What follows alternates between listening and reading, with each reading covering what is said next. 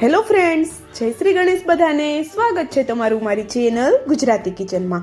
તો આજે હું તમને મેથીના શાકની એવી રેસીપી બતાવીશ કે આ શાકની સામે તમે ઊંધિયું પણ ભૂલી જશો.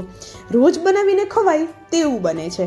ઓછા તેલ મસાલા સાથે ઢાબાના ઊંધિયાને ટક્કર મારે તેવું બનશે.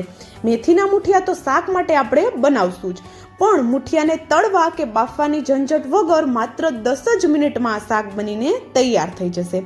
તો મુઠિયા કઈ રીતે બનાવવા જેથી કરીને કાચા કે ચીકણા ન લાગે તે માટેની બધી ટિપ્સ વિડીયોમાં જણાવેલી છે. તો ચાલો બનાવવાનું શરૂ કરીએ. તો એના માટે સૌપ્રથમ આપણે એક ચટણી વાટી લઈએ. તો એના માટે મોડું મરચું, થોડો આદુનો ટુકડો અને 10 થી 12 જેટલી લસણની કળીઓ લીધી છે. લસણનું પ્રમાણ થોડું વધારે રાખશું. જો તમે લસણ ન ખાતા હોય તો સ્કીપ કરી શકો છો. અને જે મરચું લેવાનું છે એ આપણે મોડું જ લેવાનું છે, કારણ કે તીખાસ માટે આપણે લાલ મરચું પાવડરનો ઉપયોગ પણ કરવાના છીએ શાકના કલર માટે. તો જો આ બધી વસ્તુને દરદરી એવી આપણે વાટી લીધેલી છે. તો હવે આપણે પ્રેશર કુકર લઈ લઈએ, કારણ કે આ શાક આપણે કુકરમાં જ બનાવશું અને એક જ કુકરમાં આપણું આખું શાક બનીને તૈયાર થઈ જશે. તો હવે આપણે કુકરનું ઢાંકણ ખોલી અને ગેસની ફ્લેમ ચાલુ કરી દીધી. અને શાક માટે આપણે અહીંયા 2 ચમચા જેટલું તેલ લીધેલું છે. નોર્મલ આપણા ઘરમાં શાક માટે જેટલું તેલ ખવાય છે એટલા જ તેલથી તમે આ શાક બનાવી શકો છો. વધારે તેલ એડ કરવાની કોઈ જરૂર નથી રહેતી. મેં અહીંયા 2 ચમચા તેલ એડ કરી અડધી ચમચી જેટલી રાઈ એડ કરી દીધી. રાઈ છે એ સરસ એવી આપણી ફૂટી જાય એટલે આપણે અડધી ચમચી જેટલું જીરું એડ કરી દઈએ. તો રાઈ જીરુંનો સરસ એવો વઘાર ફૂટી જાય એટલે આપણે એમાં અડધી ચમચી જેટલી હિંગ એડ કરી અને અડધો કપ જેટલી મેથી એડ કરી દઈએ. આ રીતે તેલમાં મેથીનો વઘાર કરશું તો આ જે શાક બને છે એનો ટેસ્ટ ખૂબ જ સરસ આવશે અને એક મેથીની જોરદાર એવી સુગંધ પણ આવશે. અને આ રીતે મેથીને સીધી જ આપણે તેલમાં સાંતળશું એટલે મેથીનો કડવો ટેસ્ટ પણ નહીં આવે.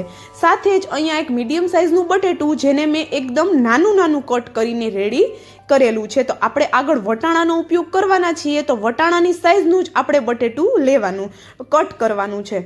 અને જો બટેટાની જગ્યાએ તમે અહીંયા રીંગણ અથવા તો ફ્લાવર કે બીજી તમારી પસંદના કોઈ પણ શાકભાજી લઈ શકો છો. આ બટેટું છે એને આપણે 1 થી 2 મિનિટ માટે તેલમાં સાંતળી અને 1 કપ જેટલા મેં અહીંયા વટાણા લીધા છે. તો વટાણા પણ આપણે એડ કરી દીધા. સાથે જ અહીંયા આપણે વાટેલી જે ચટણી છે એમાંથી 1 ચમચી જેટલી ચટણી અત્યારે આપણે એડ કરશું અને થોડી બાકીની આપણે બચાવી રાખશું. તો આ બધા શાકભાજીને સરસ એવા મિક્સ કરી લઈએ અને થોડી વાર માટે આપણે એને તેલમાં સંતળાવા દઈએ. તો 1 થી 2 મિનિટ માટે આપણે એને તેલમાં સંતળાવા દેવાનું છે. અલગથી ઊંધિયાની જેમ આપણે શાકભાજીને તળવાની કોઈ જરૂર નથી રહેતી. સાથે અહીંયા 2 મોટી સાઇઝના ટમેટા, જેને આપણે ઝીણું કટ કરીને એડ કરી દીધેલા છે. તો ટમેટાની સાથે બાકીના મસાલા પણ કરી લઈએ. તો સ્વાદ પ્રમાણે મીઠું, 1 ચમચી જેટલું ધાણા જીરું પાવડર, તીખાસ માટે 1 ચમચી જેટલું લાલ મરચું પાવડર અને અડધી ચમચી જેટલી હળદર એડ કરીએ. અહીંયા આપણા મસાલિયાના જે બેસિક મસાલા હોય છે એ જ આપણે લીધેલા છે, વધારાના કોઈ મસાલા નથી લીધેલા. તો હવે આ બધા મસાલાને સરસ એવા આપણા બધા શાકભાજી સાથે મિક્સ કરી દઈએ અને આપણે આને ઉપરથી કવર કરી અને થોડી વાર માટે સંતળાવા દઈએ. મતલબ કે 1 થી 2 મિનિટ માટે મસાલા સાથે સંતળાવા દઈએ. તો જો 1 થી 2 મિનિટ પછી આપણે એને ખોલી અને સરસ એવું મિક્સ કરી લેવાનું છે. તો આ રીતે મસાલા સાથે આપણા વટાણા અને બટેટા સંતળાશે એટલે એકદમ સરસ એવી જે મસાલાની ફ્લેવર છે એ ઉભરીને આવશે. તો સરસ એવા આપણા મસાલા છે એ સંતળાઈ ગયા છે. તો આપણે એમાં 1 ગ્લાસ જેટલું પાણી અત્યારે એડ કરેલું છે. તો અત્યારે ગ્રેવી થોડી ઓછી લાગે છે તો ફરી પાછો અડધો ગ્લાસ પાણી હું એડ કરું છું. એટલે ટોટલ મેં અહીંયા 1.5 ગ્લાસ જેટલું પાણી એડ કરેલું છે. તો જો 1.5 ગ્લાસ જેટલું પાણી એડ કરી અને આપણે કુકરનું ઢાંકણ બંધ કરી દઈએ અને કુકરની જે 2 વિસલ આપણે લઈ લેવાની છે. તો 2 વિસલથી વધારે વિસલ નથી લેવાની. 2 વિસલ થાય છે ત્યાં સુધીમાં આપણે મેથીના જે મુઠિયા છે એ બનાવી લઈએ. તો એના માટે 1 કપ જેટલી ઝીણી કટ કરેલી મેથી, એમાં 2 ચપટી જેટલા અજમા એડ કરી દઈએ હાથેથી ક્રશ કરીને. સાથે જ 1 મોટી ચમચી જેટલી વરિયાળી એડ કરી દઈએ. તલનો ટેસ્ટ પસંદ હોય તો 1 થી 2 ચમચી જેટલા તમે તલ પણ એડ કરી શકો છો. જે બચાવેલી હતી આદુ અને લસણવાળી પેસ્ટ એ 1 ચમચી જેટલી એડ કરી દીધી. સ્વાદ પ્રમાણે મીઠું, અડધી ચમચી જેટલી હિંગ અને 1 ચમચી જેટલો ધાણા જીરું પાવડર એડ કરી દીધો. 1 ચમચી જેટલું લાલ મરચું પાવડર ને અડધી ચમચી જેટલી હળદર એડ કરી દીધી. 1 ચમચી જેટલો ગરમ મસાલો એડ કરી દઈએ. નાની ચમચી જેટલો ગરમ મસાલો એડ કરેલો છે. 1 ચમચી જેટલી ખાંડ અને 2 ચમચી જેટલો બેસન એડ કરીએ. તો અહીંયા આપણે મેથીનું પ્રમાણ વધારે અને લોટનું પ્રમાણ ઓછું રાખવાનું છે. સાથે જ આપણા મુઠિયા છે એ ચીકણા ન બને એના માટે, જે બેસન છે એનો કાચો ટેસ્ટ ન આવે એના માટે આપણે 1 ચમચી જેટલો ઘઉંનો કકરો લોટ લેવાનો છે. તો બસ 1 જ ચમચી લેવાનો છે. આ 1 ચમચી લોટ છે એ બેસનની જે ફ્લેવર છે એને ઓછી કરી દેશે. સાથે જ મુઠિયા છે અંદરથી કાચા કે એમાં ગાંઠો ન થઈ જાય, ચીકણા ન બને એના માટે 1 ચમચી જેટલો રવો લીધેલો છે અને અડધા લીંબુનો રસ એડ કરી દઈએ.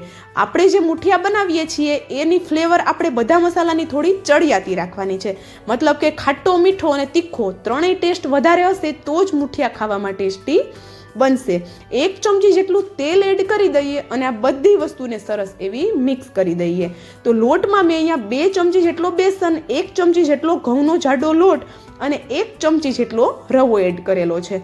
અને જો પાછળથી જરૂર લાગે તો આપણે બેસન એડ કરશું, પણ મેથીનું પ્રમાણ વધારે અને લોટનું પ્રમાણ ઓછું રાખવાનું છે. તો મેથી છે એમાં બાઇન્ડિંગ નથી આવતી, તો ફરી પાછો હું 1 ચમચી જેટલો બેસન એડ કરી દઉં છું. તો બેસન એડ કરી દીધા પછી હાથની મદદથી એકદમ સરસ એવું મસળી અને બધી વસ્તુને મિક્સ કરવાની છે. અને પછી જ આપણે થોડું થોડું પાણી એડ કરી અને આનો એક મીડિયમ ટાઈટ એવો લોટ બાંધી લેવાનો છે. લોટ આપણો ઢીલો પણ ન હોવો જોઈએ અને એકદમ ટાઈટ પણ ન હોવો જોઈએ. અને મેથીનું પ્રમાણ વધારે છે એટલા માટે આપણે અહીંયા વધારે પાણીની પણ જરૂર નથી પડવાની. બસ 1 થી 2 ચમચી જેટલા પાણીમાં આપણો મુઠિયા માટેનો લોટ બંધાઈ જશે. તો તમે જોઈ શકો છો સરસ એવો લોટ આપણે અહીંયા બાંધી લીધેલો છે. અને મેથી સાથે મેં અડધો કપ જેટલા ધાણા પણ એડ કરેલા હતા, એ હું તમને આગળ વિડીયોમાં કહેતા ભૂલી ગઈ છું. તો જો આપણો લોટ સરસ એવો બંધાઈ ગયો તો હાથને મેં ધોઈ અને પછી આપણે એમાં ઓઇલ લગાવી લીધું. આપણે હવે લોટ છે એમાંથી નાના નાના બોલ્સ વાળવાના છે. તો જો એકદમ નાની સાઈઝના આપણે બોલ્સ વાળશું કે આપણે રોટલી સાથે કે પરાઠા સાથે ખાઈએ તો એક બાઇટમાં એક આપણું જે મુઠિયું છે એ આવી જાય એ રીતના બોલ્સ બનાવશું.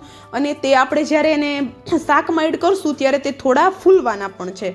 એટલા માટે અત્યારે એકદમ નાની સાઈઝના બનાવશું જે તો તે કૂક પણ એકદમ જલ્દીથી થઈ જશે. તો તમે જોઈ શકો છો અહીંયા બધા બોલ્સ મેં બનાવી લીધા છે ને એકદમ નાની સાઈઝના જ બનાવેલા છે. તો આપણા મુઠિયા બની ગયા ત્યાં સુધીમાં આપણા કુકરમાં 2 વિસલ આવી ગઈ છે.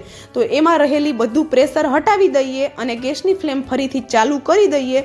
અને તમે જોઈ શકો છો 2 જ વિસલમાં આપણા વટાણા અને બટેટા એકદમ સરસ એવા પ્રોપર કૂક થઈ ગયા છે. તો વટાણા અને બટેટાનું પ્રમાણ મતલબ કે એનું જે સાઇઝ છે કટ કરવાની એક જ સરખી રાખવાની છે, જેથી કરીને એકદમ સરસ એવા એ પ્રોપર કૂક થઈ જાય. હવે આપણી ગ્રેવી છે એ ઉકળે છે એમાં જ આપણે જે મુઠિયા વાળ્યા છે તે એડ કરવાના છે. પણ એક વાતનું ધ્યાન રાખશું કે ગ્રેવી આપણી ઉકળતી હોય ત્યારે જ આપણે એડ કરવાના છે. છૂટા છૂટા બધા મુઠિયા એડ કરી દીધા પછી ઉપરથી કવર કરી અને 3 થી 4 મિનિટ માટે આપણે હાઈ ગેસની ફ્લેમ પર એને થવા દેવાનું છે. અને જો શાક ખોલ્યા પછી ગ્રેવી ઓછી લાગતી હોય તો પહેલાં ગરમ પાણી એડ કરી દેવાનું છે. પાણી ઉકળે પછી જ આપણે મુઠિયા એડ કરવાના છે. તો જો 3 થી 4 મિનિટ પછી ખોલીને જોઈએ છીએ આપણે તો ગ્રેવી છે એ સરસ એવી ઓછી થઈ ગઈ છે અને મુઠિયા પણ એની સાઈઝ કરતાં થોડા ફૂલી ગયા છે. કોઈ આપણે ઈનો કે સોડા એડ નથી કરેલા. તો હવે આપણે આ શાક છે એને ખુલ્લું જ 1 થી 2 મિનિટ માટે થવા દઈશું કે શાકની ઉપર સરસ એવું તેલ આવી જાય. તો શાકની ઉપર અહીંયા સરસ એવું તેલ આવી ગયું છે તો આપણું અહીંયા શાક છે એકદમ બનીને રેડી થઈ ગયું છે. તો ઉપરથી લીલા ધાણા એડ કરી દઈએ. અને મેં તમને વિડીયોમાં દરેક નાની નાની ટિપ્સ એટલા માટે જણાવી કે તમે જ્યારે તમારી ઘરે આ શાકની રેસીપી ટ્રાય કરો ત્યારે તમારી ઘરે પણ પહેલી જ વારમાં પરફેક્ટ એવું બનીને તૈયાર થઈ જાય. તો શાકનો લુક એટલો જોરદાર છે, એના કરતાં પણ આ શાક ખાવામાં ક્યાંય વધારે ટેસ્ટી બને છે. તો ચોક્કસથી રેસીપી ટ્રાય કરજો. અને રેસીપી જો પસંદ આવી હોય તો વિડીયોને લાઇક, શેર અને ચેનલને સબસ્ક્રાઈબ જરૂરથી કરી દેજો. તો હવે મળશું આવા જ એક નવા વિડીયો સાથે. ત્યાં સુધી જય Shri Ganesh and thank you for watching.